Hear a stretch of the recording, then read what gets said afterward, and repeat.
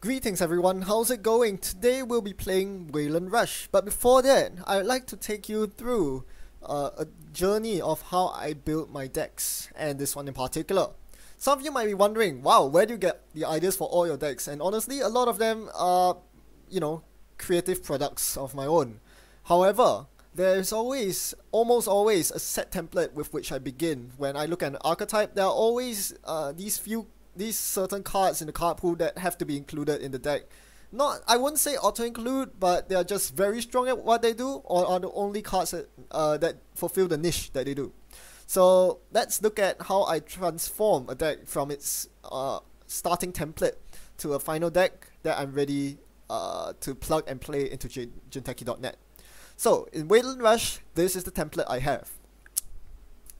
As you'll notice, there's very little influence spent. This is just the bare backbone of what a Weyland Rush deck usually looks like. You have very obvious agendas, you have lots of end-run ice because you're rushing behind end-run ice, and you have standard economy in hedge fund IPO. You also have the go-to Weyland identity for rush decks, in my opinion. Scorpios is probably the Weyland ID with the best coverage right now, simply because it protects you against a lot of nonsense runner strategies. For example, against Anarchs, they're forced to play slower because they can't afford to mill their breakers using inject or frantic coding. Having such an ID at your disposal is very important against such matchups.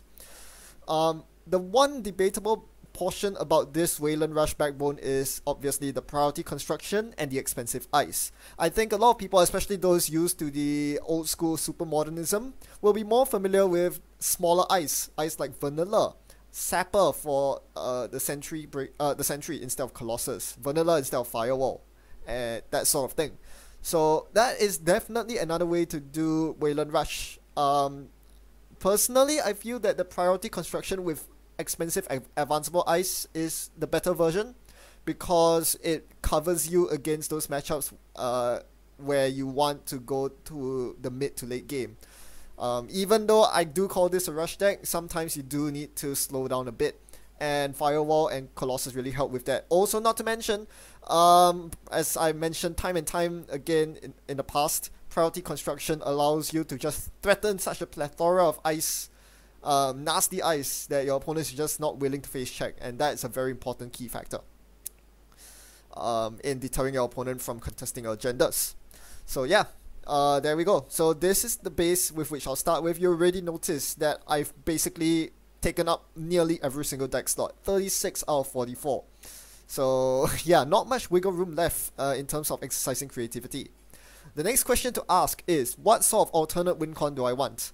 The biggest problem with Weyland Rush is that you can typically push out about one or two agendas easily. Maybe your first Oak Town, which you use to gain tempo, and then maybe an unadvanced Atlas that the runner doesn't check. That typically happens. Maybe you get to 5 points with a squad hostile takeover, and then you run out of gas. You just can't push any more agendas out, because they'll run every single thing in your remote, and given that this deck only has agendas as remote installables, you're not going to get very far. So we need some alternate win con. Since we're playing Scorpios, it's very obvious to use Hunter Seeker as a win con, and that is definitely a viable Weyland Rush strategy. But we're not going to look at that today. Instead, I want to focus on the tagging side. So we are going to look at a tag-based win con, and that's none other than Sea Scorched. Wait, Scorched Earth rotated. That's not good. We can't use Scorched Earth. What else does Seesaw's combo with? Seesaw's exchange of information. That's where we're going. So Seesaw's EOI is a nice, powerful combo. Not as powerful as Sea Scorch, but we'll make do with what we have. It's a good way to spend our tons of influence, since we haven't spent that many. However, we do need to tweak our agenda suite to accommodate this new win condition. If we are playing exchange, we want to have 3 of each of the agendas that we intend to swap, namely our hostile for their global food. So that immediately takes up even more influence, because global food is 1 influence a pop. It also locks down our restricted card. Global food is on the restricted list, so no Hunter Seekers in this deck. With that in mind, what else can we do with our deck to make it better? The first glaring problem with this deck is economy. To pull off your alternate win con, your C exchange, you need to have the money, you need to outmoney the runner. And this is going to be nearly impossible with the current iteration of this deck. Your ice is already so expensive. Lots of ice costs at least 4 credits. Your Hortums, your Firewalls, your Colossus. Where are you going to find the remaining money to land a successful sea source? We need more money. But we are not playing asset spam. Without asset spam, it's very difficult to make money as Weyland.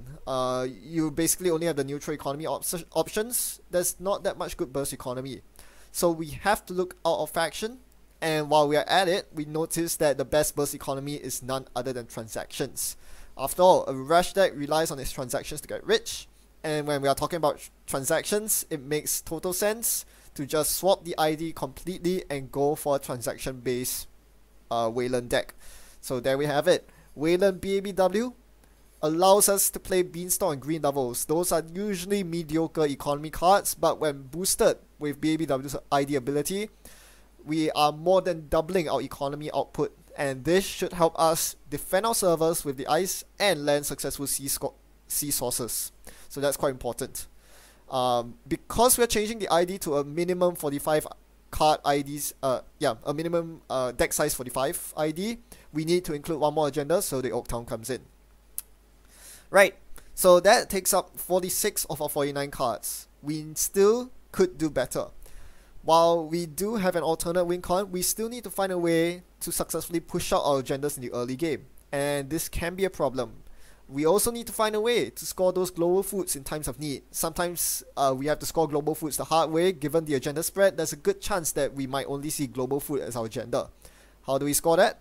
Well, how about some Red Planet Couriers? Yeah, that's a pretty good card, and it synergizes very well with the Prycons that we are already playing. If we have 5 or more advancements on our ice in total, we can never go from a never advanced global food to a scored global food in a turn. Very difficult for the runner to contest that. We also want double fast track.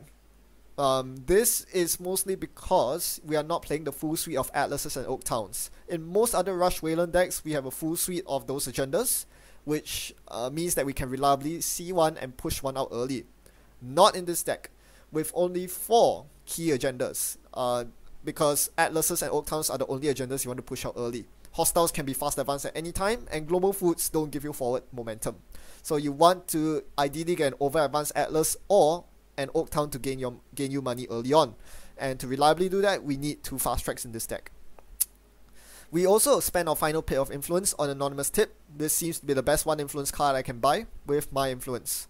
I could use it on ice instead, but given that there's only 1 influence pip and 3 flexible ice slots that I still yet to fill, it makes sense to spend it on something that will help me find my agendas and my money faster. Anonymous Tip is exactly that.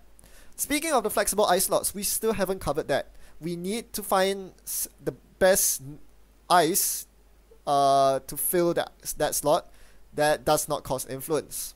But now that we know that our alternate wincon is tag based, we have a new contender for the best ice. That's right, it's Morcelus. Morcelus is an incredibly nasty piece of ice, only if you can leverage on the runner being tagged. Otherwise, deal 1 net damage and gain 1 credit is not a very good deal for 4 res ice. Once you can make use of the tags, that's when Morcelus becomes a horror to deal with. Not only can it possibly enable your exchange, it's also very good priority construction fodder, giving you a 5 strength code gate and the run on your remote. Yeah, and it's not that expensive to res. So that takes up our flexible ice slots. We now find ourselves with 50 cards. We need to slash 1 card. I decided to take away the 17th piece of ice, which is an Enigma. Hopefully with the end run Morceluses, with Prycon, we don't need that many end run code gates. So that is our final list. That's how we go from a standard Weyland Rush backbone into this final product, and we are going to be piloting it today. Let's see how effective my new creation is.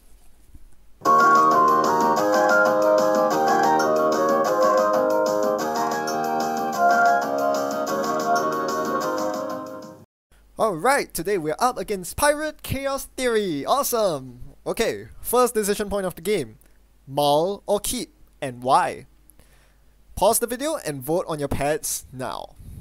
Before we continue, how have you thought about it? Alright, so what do we have in our opening hand? We have money in hedge fund. We have two eyes, one of which is end the run, which can be used for the remote. The other can be used on R&D. We finally have an early agenda to push out in the Atlas, or alternatively a fast track into Oaktown renovation. This is a very clear keep. So, we mandatorily draw into Anonymous Tip. We'll go through the motions as planned. End the run on remote. Merciless on R&D. And then we'll play the hedge fund, hoping that our opponent does not come into HQ, because that gives them a 1 in 3 shot of finding the Atlas. Since I kept my opening hand, I want my opponent to think that there are no agendas in hand, which could very well be the case. Opponent plays double data folding, which immediately tells me that I have to go full out Weyland Rush. This is not a game I want to play. This is not a run I want to go to the late game against, because chances are I'm not going to be able to out trace them with seesaws once they get to the late game. So turn 2, I jam advance and Atlas, and turn 3 is triple advance Atlas to get an Atlas counter.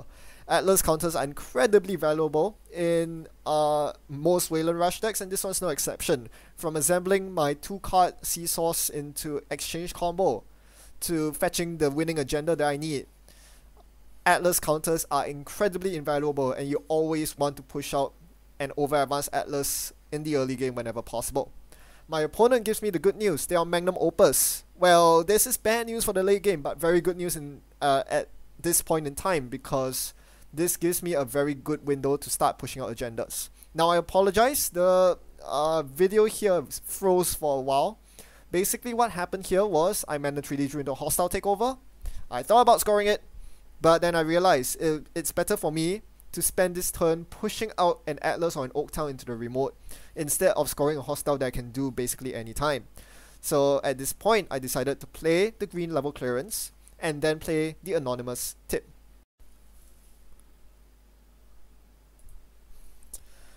Both operations in conjunction drew me nothing but a bunch of ice. So without that much money and with no agendas with which I can push out, I did the next best thing, which was to drop the hostile in the remote for two obvious reasons. Firstly, the remote's safer than HQ. At this point, after drawing a bunch of cards, my opponent's likely to run my HQ.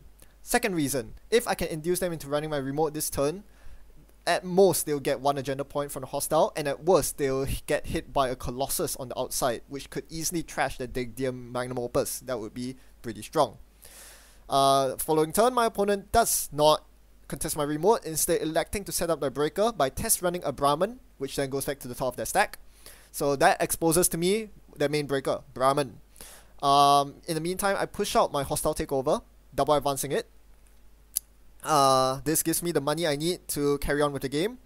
And unfortunately, I still do not draw the agenda I need, so I need to get the agenda the hard way. Fast track into Oaktown, and then drop advance the Oaktown. Now, it is debatable whether I should get the Oaktown or the Atlas here. Personally, I feel that after spending 9 credits defending the remote, 6 on the Colossus, 3 on the Inner Enigma, that will put me at a pretty big deficit if I go for the Atlas. This means I can't defend R&D with the Merciless, leaving me very vulnerable to an indexing or similar. So my opponent sets up the breakers, deck deer into Brahmin, into Lady, into run on remote. I res the outer Colossus. Not the best defense against Brahmin, given that it only costs 2 to pump and 1 to break both subroutines. However, what really shines about my breaker suite is that my ice suite is that neither of them were vulnerable to Cerberus Lady. They were both Sentry and Code Gate respectively. My opponent expected barriers coming out of Weyland, and usually they'll be right. However, due to the luck of my draw, I got 2 breakers that forced my opponent to use Brahmin twice, meaning they had to then top deck their Magnum Opus and the deck deer due to Brahmin's downside. They do get the agenda, but at what cost? They have crippled their own economy because they were forced to send their Magnum Opus back onto their deck. This is huge for me. So, even though I lost 2 points, I'm pretty happy with how that turn worked out. Knowing that Brahmin is to be my opponent's main breaker as well, and seeing how easy it was for my opponent to get past my remote server of Colossus Enigma, I decided to priority construct a Ho'em on the remote, forcing them to use a proper decoder if they want to get through my remote from now on. However, my opponent responds with a very well-timed deep data mining. This was pretty well played by my opponent. I did not see a blind R&D deep dig coming, and honestly I should have. But after thinking about it, I realized that I could equally cripple my opponent once again with this piece of ice. Now, you notice they only have 3 credits, including the bad pup. That is not enough to break a 5 strength Morceless. They are going to be in some serious trouble.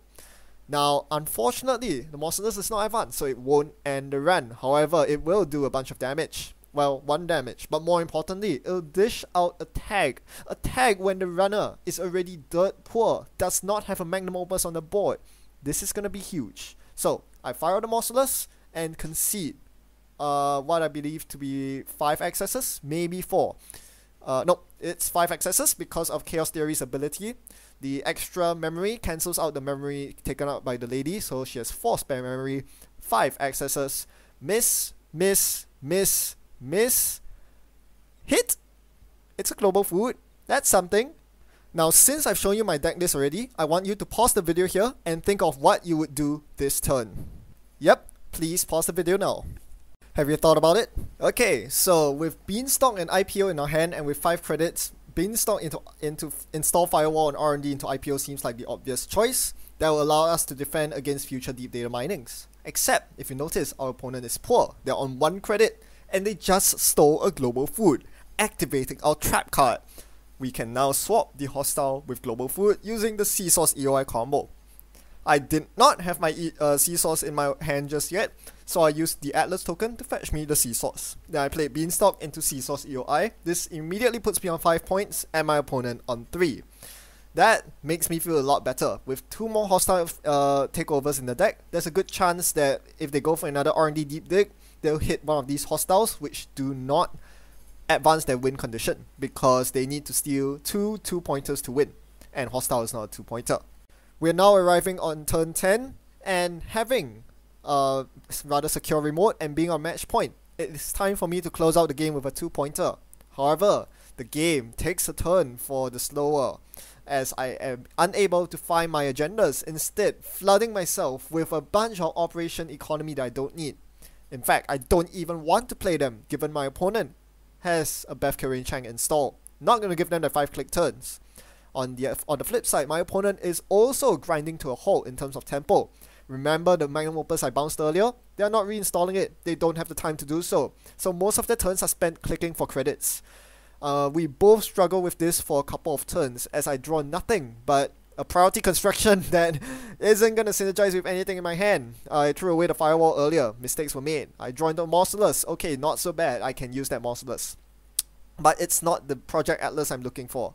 This is troublesome. I think I've spent about 2 or 3 turns just drawing cards for 2/3 of my turn basically, and not finding the winning agenda is starting to kill me.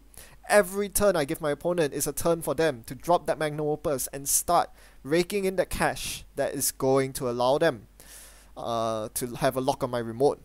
And this definitely closes off my win conditions. I frantically draw. Nope, still no Atlas. Jeez, not even an Oaktown. This is where playing only 4 2-pointers is starting to bite me really hard. Yeah, with 2 of them in the score area, I'm digging for a 2 outer basically at this point. And I still have a ways to go. 17 cards left in R&D, only 3 of them actually, since I have a second fast track in there. But still, not good odds. So the next best thing I can do here is to continue fortifying my remote. Thankfully, this is super cheap because of priority construction, allowing me to install that Morceless without paying the 3 credit install cost. It also gives me 3 counters on it, so it's an end run. That should be really taxing for Brahmin. My top deck finally gets me the agenda I need. It's a Project Atlas, the perfect agenda. This means I can drop it in there as a never advanced agenda and they won't be any the wiser. I also start setting up defense on my R&D as a backup plan in case my opponent is able to get through the remote, which is perfectly possible if they install a decoder now. But they don't have a decoder, so that's basically game over for them. But if they did, I need to set up the 3 advanced Horton on R&D so as to make their life on R&D a bit harder. Anyway, they bust through the first Morceless with a David, and they meet their maker. That's a triple advanced Horton. That stops them dead cold, and since it's their last click, I can just triple advance the Atlas next turn to win. Sadly for my opponent, they took too many tempo hits in the early game, losing a lot of their early momentum, which allowed me to win even though I got a pretty horrible draw towards the end in terms of finding the winning agenda. As with my previous video featuring Tenin Institute, the MVP of this match is once again Priority Construction. That won me the game. It gave me the triple advance Ho'em that my opponent was never prepared to deal with. It was immune to my opponent's Breaker Suite, being lower than 5 strength and immune to David, and being anti-AI immune to Brahmin. That is crazy, and is why I think Priority Construction is a good shout even in a fast Weyland Rush deck. If you compare it with manually advancing the Ho'em, which I could have easily done, I would have to spend extra tempo to do so. Tempo which would not have been spent drawing cards. That's the first problem. And secondly, it also telegraphs too much to the runner. If I am purposefully advancing my ice, they must think there is something up with their ice, something important that they are trying to achieve by advancing the ice. And there's not many things that this could be other than to make your ice anti-Brahmin. So Priority Construction allows you to casually drop an ice there, and they won't know what to expect from it. That is a huge benefit in my opinion. And yeah, if my opponent had known that that was a triple advance Ho'em, they might have gone the other way. They might have gone for a deep dig on R&D instead. Game could have been different. Now, that's not to take away from the rest of my deck and how the game went. I think one of the big factors which contributed to my victory was a lucky ice draw combined with an unlucky breaker draw from my opponent's end. If they found an early decoder instead of the early Cerberus Lady, the game would have been completely different, because as you notice, they did not use Lady a single time. That install was dead weight, simply because I never drew my barriers, and when I eventually did, there was no point in playing them. So yeah, getting Sentry and Code Gate against someone who drops a barrier breaker on you feels pretty good. It's also why SMC is a very powerful card in Shaper, and a good reason why you should be playing it instead of just dropping breakers from your hand. The Morcelus on R&D was also huge. Again, very lucky opening ice there. Any other ice wouldn't have been half as effective. It wouldn't have stopped the Brahmin, it wouldn't have stopped the deep data mining. Morcelus was too taxing and battered my opponent. The take one tag subroutine was very vicious for someone who was down to 2 credits at the end of the run. It enabled an easy C-Source, because typically with your C-Source EOI combo, you are basically unloading most of your economy in order to do an agenda exchange. But in this case, all I had to do was pay 2 credits for the C-Source because they were so poor. Now, even though this seemed like a flawless victory from me, there was still some areas of improvement that I identified. Maybe you did as well. The first thing is that I expended the Atlas token on the C-Source on that critical turn. Maybe you had a better line of play that turn. Maybe I could have saved the C-Source EOI combo for later, given that I was going to maintain the credit lead for most of the rest of the game, given that I managed to bounce their Magnum Opus.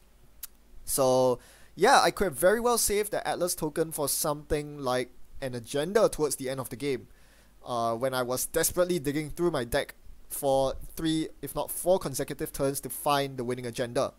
That Atlas token would have came in handy. Of course, hindsight is 2020. Maybe that would not have been a good play. Maybe they would have reconstructed the economy, and that was the very last window for me to see EOI them. So it's tough to say. What I'm definitely sure about, however, was that failing to trash one of their data foldings during the C-Source turn was a mistake. What I did on that turn was to play Beanstalk, play C-Source, play Exchange. I could have held back on the Beanstalk. Again, I didn't need that much money to play the C-Source since they were poor. I could have easily saved the Beanstalk for the next turn. Beanstalk can be played on any turn, as long as you have it in hand, and I did have the hand size to accommodate it. So yeah, that was a mistake. Trashing the data folding would have basically, put them on the back foot for the rest of the game, not getting that drip economy. and given how long the game dragged out due to my agenda draw, that would have been the better play. But well, in the end I still managed to pull through, and I hope you enjoyed the playthrough of this Weyland Rush deck. Weyland Rush can be very fun because there's always something happening every single turn. It's action-packed, you have to go fast, otherwise most of the time, the run and late game usually overwhelms you.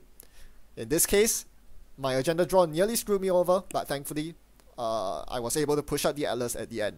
Thanks for watching, and happy net running. Goodbye.